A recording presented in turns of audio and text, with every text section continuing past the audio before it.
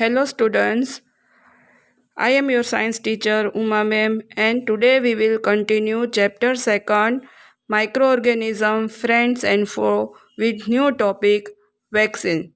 तो वैक्सीन नाम से आप जुड़े हुए ही हो, राइट। वैक्सीन किसे कहते हैं? When a disease carrying microbes enter our body, the body produce antibodies to fight the invader। तो कोई भी डिजीज़ कैरिंग माइक्रोब्स जब हमारे बॉडी में एंटर होते हैं तो हमारा बॉडी है वो एंटीबॉडीज़, राइट, वो अपने आप ही प्रोड्यूस करता है। कोई भी बाहर से जो माइक्रोब्स एंटर होते हैं उससे फाइट करने के लिए हमारा बॉडी ही पहले प्रिपेयर होता है कि उसके कैसे फाइट करे, right. The body also remember how to fight the microbes if it enters again.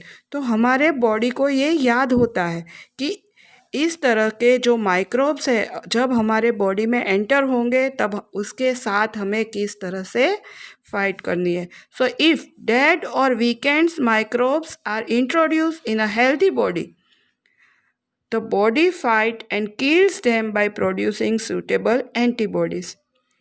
तो ये ध्यान से सुनना कि हमारे बॉडी में जब हेल्दी बॉडी होता है तब ऐसे डेड या वीकेंड माइक्रोब्स, ये याद रखना, डेड एंड वीकेंड ऐसे माइक्रोब्स हमारे बॉडी में हम वैक्सीनेशन के थ्रू एंटर करते हैं। तो इसकी वजह से क्या होता है कि हम ऐसा सोचेंगे कि अगर हमें कोई डिजीज़ है ही नहीं तो इस तरह के माइक्रोब्स हमारे बॉडी में एंटर करने से हमें नुकसान नहीं होगा। तो नो, क्यों? बिकॉज जो हम एंटर कर रहे हैं वो माइक्रोब्स कैसे होंगे? डेड या वीक, जिसकी वजह से वो हमारे बॉडी को हार्म, नुकसान नहीं करेंगे। और जब भी कोई भी डिजीज़ कॉजिंग माइक्रोब्स हमारे बॉडी में जब एंटर करेंगे तो ये माइक्रोब्स है वो उसके अगेंस्ट फाइट करने के लिए हमारे बॉडी में ऐसी एंटीबॉडीज़ है वो प्रोड्यूस कर लेंगे, राइट। जब हम ऐसे माइक्रोब्स डेड या वीकेंड हमारे बॉडी में इंजेक्ट कर रहे हैं तब हमारा जो बॉडी है वो खुद ही ऐसा एंटीबॉडी हो जाता है कि उसका सामना कर सके। तो ये माइक्रोब्स है वो हमारे बॉडी को हार्म नहीं करेंगे। पर जब कोई बाहर का डिजीज़ एंटर होगा तब जाके हमारा बॉडी प्रिपेयर हो गया होगा उसके साथ फाइट करने के लिए, राइट।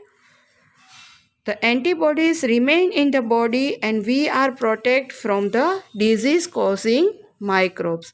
तो जो हमने हमारे बॉडी के अंदर इंजेक्ट किया हुआ डेड या वीकेंड माइक्रोब्स होंगे तो बाहर का जो डिजीज़ कॉजिंग माइक्रोब्स जब हमारे बॉडी में एंटर करेगा तो बॉडी हमारा खुद ही ऐसी एंटीबॉडीज़ बन जाएगा कि वो हमारे बॉडी को क्या करेगा? प्रोटेक्ट करेगा।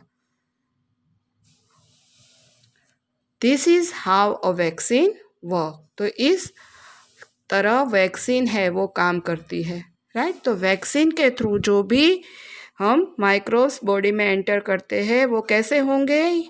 डेड या वीकेंड। तो वो हमें हार्म नहीं करेंगे बल्कि हमारे बॉडी में जो डिजीज़ आते हैं उससे फाइट करने के लिए हमारे बॉडी को वो प्रिपेयर कर लेंगे। Several diseases including cholera, tuberculosis, smallpox and hepatitis can be prevented by vaccination। तो इस तरह के जो डिजीज़ है वो हमें वैक्सीनेशन से इससे हमारे बॉडी को हम प्रोटेक्ट कर सकते हैं, राइट। इन सब की वैक्सीनेशन आपको पता ही है कि छोटे चिल्ड्रन होते हैं, बच्चे होते हैं, तभी जाके स्मॉल पॉक्स इन सब की वैक्सीन दी होती है। Edward Jenner discovered the vaccine for smallpox in 1798। तो यहाँ आपका ये MCQ या 1 मार्क क्वेश्चन बन सकता है कि स्मॉल पॉक्स वैक्सीन किसने डिस्कवर की थी?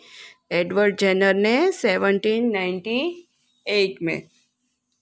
In your childhood, you must have been given injection to protect yourself against several disease, right। जब अपने बचपन में ही कोई भी इस तरह के डिजीज़ से प्रोटेक्ट करने के लिए ऐसे वैक्सीनेशन हमें दिए होते हैं।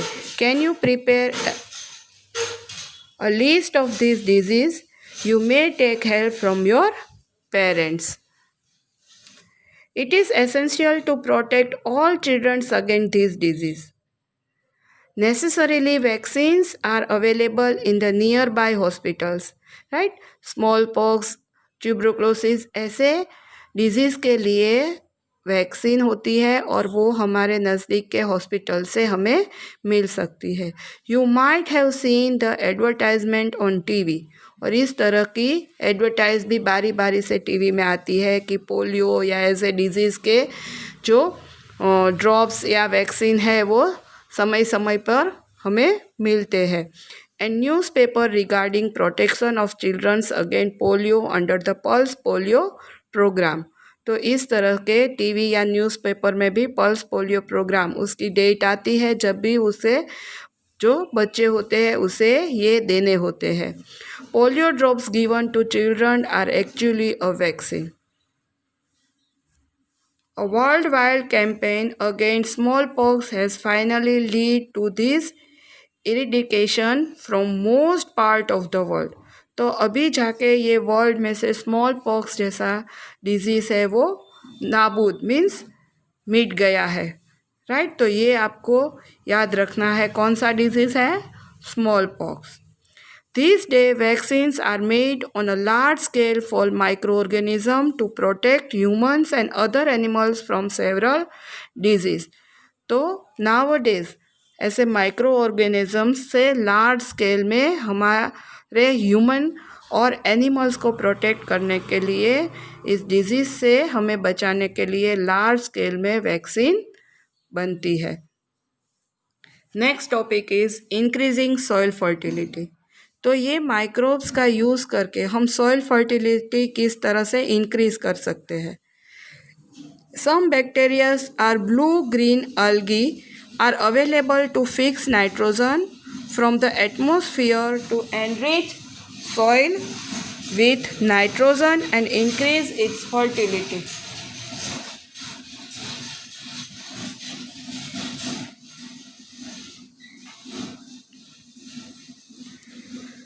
तो कुछ बैक्टीरिया जो ब्लू ग्रीन algae, राइट, यहाँ पीछे पिक्चर में दिखाया है, मैं अभी आपको दिखा रही हूँ, जो नाइट्रोजन फिक्सिंग, तो जो एटमॉस्फेयर में नाइट्रोजन होता है वो डायरेक्ट सॉइल में फिक्स नहीं होता, राइट.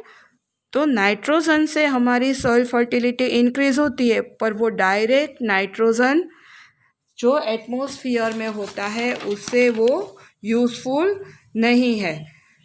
तो उसके लिए हमें नाइट्रोजन को नाइट्रेट या नाइट्राइट में कन्वर्ट करना पड़ता है और वो सॉइल फर्टिलिटी में यूज़फुल होता है. These microbes are commonly called biological nitrogen fixer. तो इस तरह के माइक्रो ऑर्गेनिजम्स है जो नाइट्रोजन को नाइट्रेट या नाइट्राइट में कन्वर्ट करते हैं, जिसे बोलते हैं biological nitrogen fixer. Thank you.